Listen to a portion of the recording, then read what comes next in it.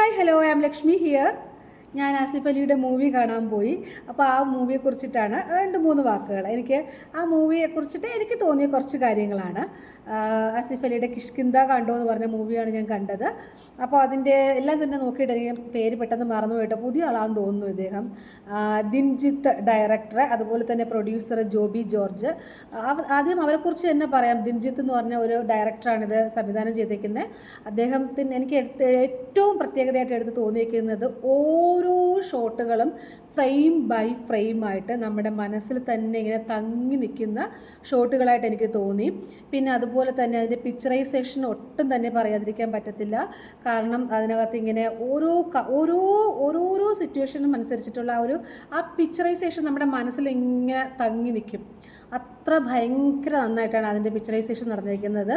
ഞാൻ പറഞ്ഞില്ലേ, frame to frame ആയിട്ടാണ് ഇങ്ങനെ ചെയ്തു വെക്കുന്നത് ഓരോന്നും. ഈ വെള്ളം വീഴുന്ന അരുവികളും അതുപോലെ ആ ഒരു പ്രദേശവും ആ ഒരു നേച്ചറിൻ്റെ ഭംഗി അത്രയും മനോഹരമാണ്. എനിക്ക് തോന്നുന്നു ഈ ഫിലിം നമുക്ക് ഫസ്റ്റ് മുതൽ എൻഡ് വരെയും നമ്മൾ ഇങ്ങനെ ഇരുന്ന് കാണുന്ന മെയിൻ റീസൺ എന്ന് പറഞ്ഞാൽ അതിൻ്റെ ആ ഒരു പിക്ചറൈസേഷൻ തന്നെയാണ് മെയിനായിട്ടും. കാരണം അതിൻ്റെ ഓരോ ഷോട്ടുകളും നമ്മുടെ മനസ്സിൽ ഇങ്ങനെ പതിച്ച് വയ്ക്കുന്ന രീതിയിലാണ് അവർ ചെയ്തേക്കുന്നതായിട്ട് എനിക്ക് തോന്നിയത്.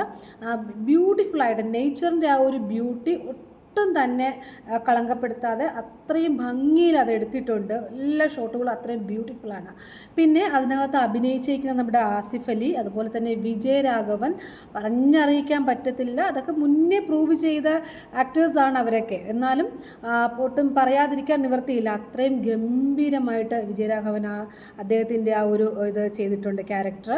അതുപോലെ നമ്മുടെ ജഗദീഷും അതുപോലെ തന്നെയാണ്. ജഗദീഷിനെ പിന്നെ പറയേണ്ടതില്ല. പക്ഷേ അദ്ദേഹത്തിൻ്റെ റോൾ നന്നായിട്ട് ചെയ്തിട്ടുണ്ട്. ആസിഫ് അലിയെക്കുറിച്ച് പറയുവാണെങ്കിൽ, ആസിഫ് അലി എന്ന് പറയുമ്പോൾ നമുക്ക് ഒരു ചോക്ലേറ്റ് ഹീറോ എന്നുള്ള ലെവലിലൊക്കെ മാറിയിട്ട് പൊതുവേ ഇങ്ങനെയുള്ള മൂവികൾ കൂമണിൽ തന്നെ അത് നമ്മൾ കണ്ടതാണ്. അപ്പം അതുപോലെ അത്രയും നല്ല വൃത്തിക്കും വെടിപ്പിലും ആസിഫ് അലി ഈ ഒരു ക്യാരക്ടർ ചെയ്തിട്ടുണ്ട്. അതായത് നമുക്ക് കുറച്ച് കാര്യങ്ങൾ അറിയാവുന്നത് നമ്മൾ ലൈഫ് ലോങ് നമ്മളതങ്ങനെ നമ്മുടെ മനസ്സിൽ സൂക്ഷിക്കേണ്ടി വരുന്ന ഒരു ആളുടെ ആ ഒരു റിയാക്ഷൻസും ആളുടെ പെട്ടെന്നുണ്ടാകുന്ന ഒരു ഇതുമല്ല, അതൊക്കെ ഇങ്ങനെ ഭയങ്കര അടുക്കും ചിട്ടിയോടുകൂടി ഒട്ടും തന്നെ മോശമാകാത്ത രീതിയിൽ, ഒരു സീന് പോലും പിഴച്ചു പോകാത്ത രീതിയിൽ അത്രയും വളരെ വളരെ ഭംഗിക്ക് ആസിഫ് അലി ചെയ്തിട്ടുണ്ട്. പിന്നെ നമ്മുടെ അപർണ ബാലമുരളിയാണ് അതിലെ ഒരു ആക്ട്രസ്. അവരുടെ അതിൽ വലിയൊരു ഭയങ്കര ഇതായിട്ടൊന്നും പറയാനില്ല പക്ഷേ അവർക്ക് കിട്ടിയിരിക്കുന്ന ക്യാരക്ടർ ഭയങ്കരമായിട്ട് ചെയ്തിട്ടുണ്ട്. പിന്നെ അതിലെനിക്ക് തോന്നിയതെന്ന് വെച്ചാൽ ഭയങ്കര കെട്ടുറപ്പുള്ള ഒരു കഥയാണ് കിഷ്കിന്ദ കണ്ടോ എന്ന് പറയുന്നത്. കാരണം ആ കഥയിൽ ഒട്ടും ഒരു സ്ഥലത്ത് പോലും ഒരു വിള്ളലോ വിടവോ ഒന്നുമില്ല. അത് കെട്ടുറപ്പുള്ള ഒരു കഥയാണ്. അതുകൊണ്ട് തന്നെ ഈ ഫിലിമിൻ്റെ സ്റ്റാർട്ട് മുതൽ എൻഡ് വരെയും നമുക്ക് ഇങ്ങനെ പിടിച്ച് നമ്മളെ ഇരുത്തുന്ന രീതിയിലുള്ള ഒരു ഇതാണ്. കാരണം 10 മിനിറ്റ്, ലാസ്റ്റ് ഒരു 10-15 മിനിറ്റാണ് സത്യത്തിൽ ആ കഥയുടെ എന്താണ് കഥ എന്നുള്ളത് അവർ കാണിക്കുന്നത്. പക്ഷേ ആ ലാസ്റ്റ് 10 മിനിറ്റിൽ നിങ്ങളെ കൊണ്ടുപോകാനായിട്ട് ഈ ഇത്രയും ഫസ്റ്റ് തുടങ്ങുന്ന സമയം മുതൽ ഈ ലാസ്റ്റ് 10 മിനിറ്റ് വരെയും ആ കഥയിൽ എത്തിക്കാനായിട്ട് അവർ എടുത്തേക്കുന്ന ഒരു എഫേർട്ട്, അത് ഒട്ടും തന്നെ നമ്മളെ ബോറടിപ്പിക്കാത്ത രീതിയിൽ. നമുക്ക് ഫസ്റ്റ് ഓഫ് ഓൾ നമ്മൾ കണ്ടു തുടങ്ങുമ്പോൾ നമുക്ക് തോന്നും എന്താ ഇങ്ങനെ കുറേ ഇങ്ങനെ സാധാരണ രീതിയിലുള്ള, പക്ഷേ അല്ല, നമ്മൾ കണ്ടിങ്ങനെ വരുമ്പോൾ നമുക്ക് അതിനകത്തോട്ടുള്ള ഒരു എന്തോ ഉണ്ട് എന്നുള്ള ഒരു രീതിയിലുള്ള ഒരു അങ്ങനെ ഭയങ്കര ഒരു ലൈറ്റ് സ്മൂത്തായിട്ട് ഇങ്ങനെ പോകുന്ന ഒരു മൂവിയാണ്.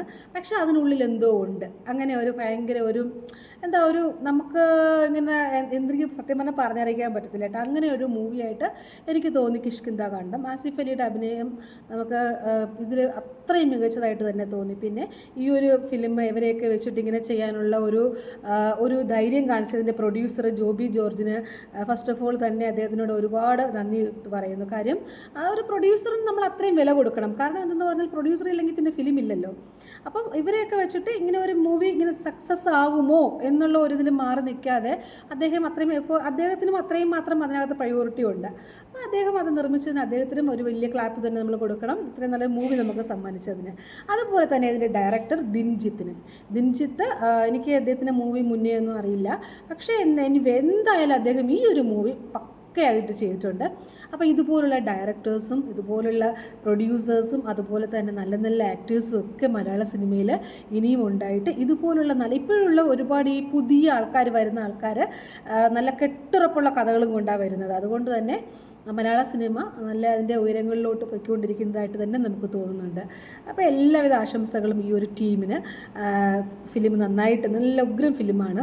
എല്ലാവർക്കും ധൈര്യത്തോടു കൂടി പോയി തിയേറ്ററിൽ പോയിരുന്ന് കാണാൻ പറ്റും. കുറച്ച് ക്ഷമിച്ചിരുന്ന് കാണണം കേട്ടോ, എങ്കിലേ നമുക്കത് എന്താണെന്നുള്ള കണ്ടു കഴിയുമ്പോൾ ലാസ്റ്റ് 10 മിനിറ്റ് കഴിയുമ്പോൾ നിങ്ങൾക്ക് ആ ഫിലിം അത്രയും മനോഹരമായിരുന്നു എന്ന് തോന്നും. അതിൽ ഇതൊക്കെ ഉണ്ടായിരുന്നോ എന്ന് നിങ്ങൾക്ക് തോന്നും. അങ്ങനെയാണ് ആ ഫിലിം ചെയ്തിരിക്കുന്നത്. അപ്പോൾ okay, bye, thank you so much.